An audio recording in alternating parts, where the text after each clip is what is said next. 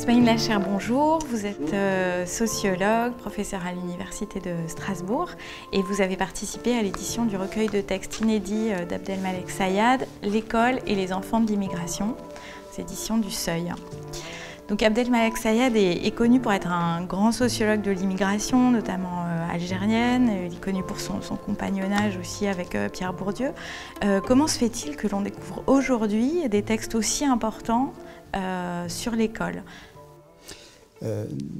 Sayad avait cette caractéristique très particulière, c'est qu'il était relativement connu, mais peu lu.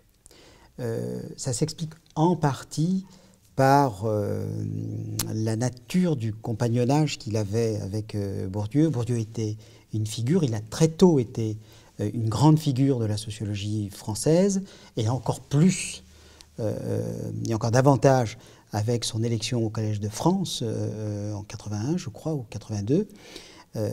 Donc il était difficile d'être l'équivalent de Pierre Bourdieu. Et donc Sayad a été l'équivalent de Pierre Bourdieu, mais dans le champ de l'immigration, qui est un champ infiniment plus restrictif que la sociologie en général. Et alors ces textes, d'où sortent-ils? Eh bien, c'est des textes que nous avons dénichés, si je puis dire, à la Cité nationale de l'histoire de l'immigration.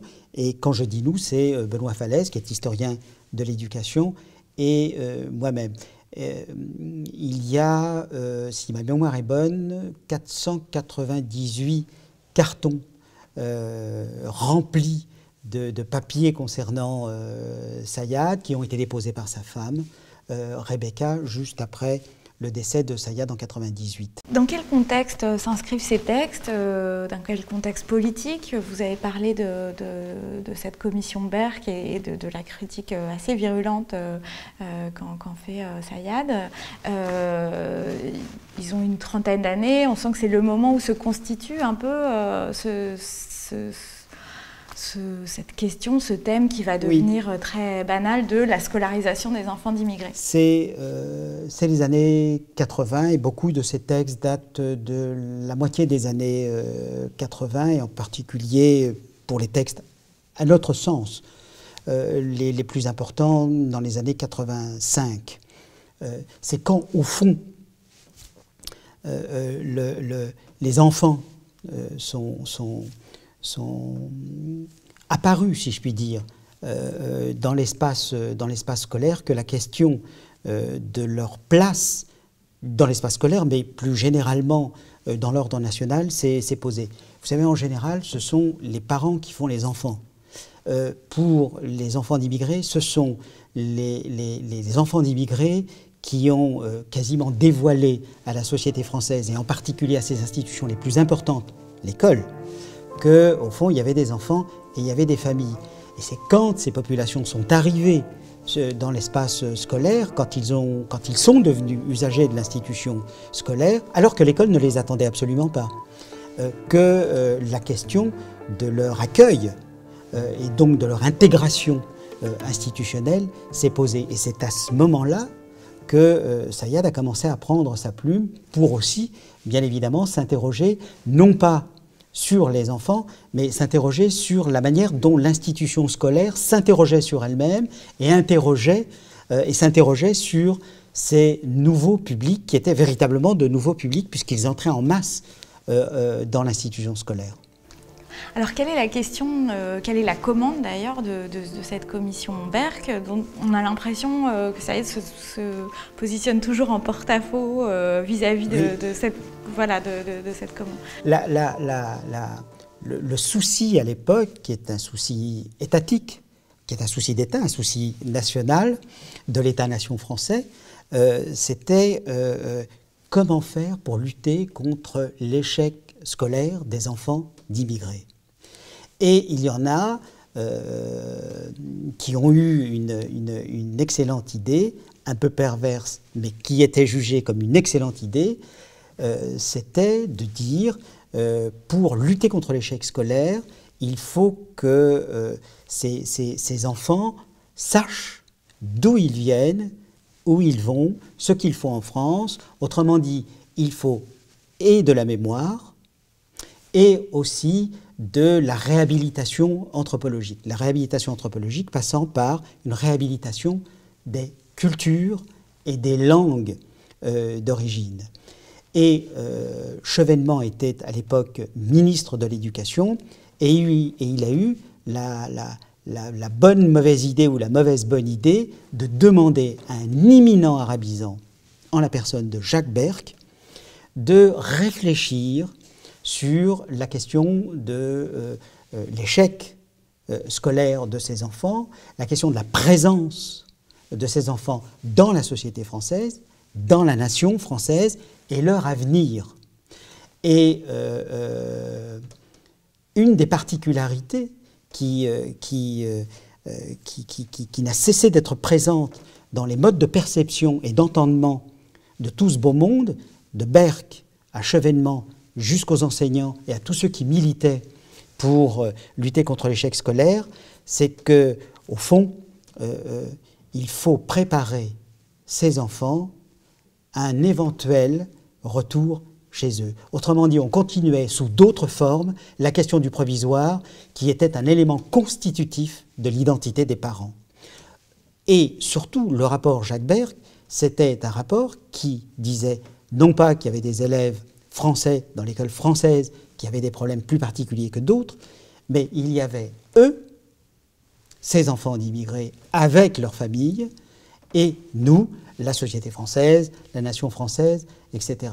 Et c'est donc dans ce cadre-là, dans cette réflexion générale, qui est une réflexion d'État, une réflexion académique au plus haut point, que l'on s'est saisi de la question de l'échec et la question de l'échec comme un souci devant être un souci national. Et c'est vrai qu'alors Sayad a des phrases terribles contre ce qu'il nomme la mascarade de la culture d'origine, la monstruosité de l'interculturel. On a l'impression qu'il veut sans cesse ramener, déconstruire cette question-là, du problème supposé de la scolarité des enfants d'immigrés, en ramenant un contexte social, peut-être en désethnicisant le sujet. Absolument. C'est, je crois, l'effort premier et principal de Sayad. Ça n'a pas été seulement de déconstruire d'un point de vue intellectuel les mots qui étaient employés pour qualifier un certain nombre d'usagers de l'institution scolaire, pas simplement des modes de pensée ou des modes de perception de certaines catégories de la population à l'égard d'autres catégories de la population. Il a surtout voulu mettre en garde, à la fois sociologiquement, symboliquement, politiquement, les erreurs de perception qui étaient commises à l'encontre de ces enfants. Et surtout, et ça c'est quand même un effort constant chez Sayad, c'est une lutte contre le mensonge à soi-même. Et il dit tout à fait explicitement qu'en réalité, en voulant réhabiliter les cultures d'origine, dont absolument personne ne savait ce que c'était une culture d'origine, et en particulier pour des enfants qui étaient nés là et qui surtout ne parlaient pas un mot arabe, ou qui parlaient à l'intérieur de l'espace domestique avec des parents, une espèce de sabir linguistique, culturel. Voilà. Et donc, mensonge à soi-même, déconstruire le mensonge à soi-même, et de dire, puisque personne ne voulait le faire, dire la vérité aux autres en disant que cette réhabilitation mène à une impasse, qu'elle ne luttera pas contre l'échec scolaire, et qu'en fait la grande question, c'est celle de l'école, c'est celle de l'institution scolaire et de ses capacités à penser de nouvelles conditions d'accueil pour ces populations-là. Donc c'était une invitation à l'institution scolaire pour qu'elle réfléchisse sur elle-même et non pas qu'elle renvoie le problème à une hypothétique solution anthropologique, etc. Et il me semble aussi, dans ces textes inédits, qu'il y a quelque chose de très, effectivement encore très fort dans la filiation qu'il fait avec tous ces dispositifs d'accueil d'enfants non francophones, avec l'histoire coloniale et c'est intéressant de voir à quel point il souligne que comme tout ça est refoulé dans l'institution scolaire. Absolument. Et je ferai remarquer qu'il a été sans aucun doute le premier à établir une filiation compliquée entre la période coloniale et un certain nombre d'attitudes, de conduites, de perceptions, d'entendements néocoloniaux. Il est le premier à avoir dit tout à fait explicitement que la France, l'institution scolaire, et donc les enseignants d'une certaine manière, et tous ceux qui de près ou de loin avaient en charge la question de la scolarisation des enfants d'immigrés, qu'ils avaient une réelle difficulté à rompre, et on le comprend parfaitement, à rompre avec le passé colonial de la France, et en particulier à rompre avec cette idée que la France était absolument responsable de tout et qu'elle devait se racheter. Mais à quel prix?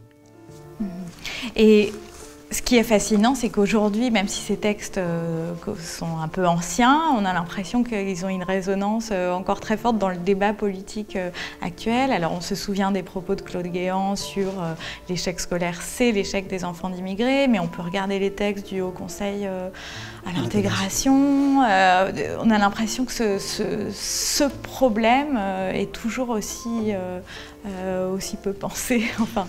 Moi j'espère, nous espérons, Benoît Falaise et moi, que ces textes contribueront à une réflexion sur l'école, sur une partie de ses usagers. Mais je dois dire que, au fond, je suis assez pessimiste en théorie, mais optimiste en pratique.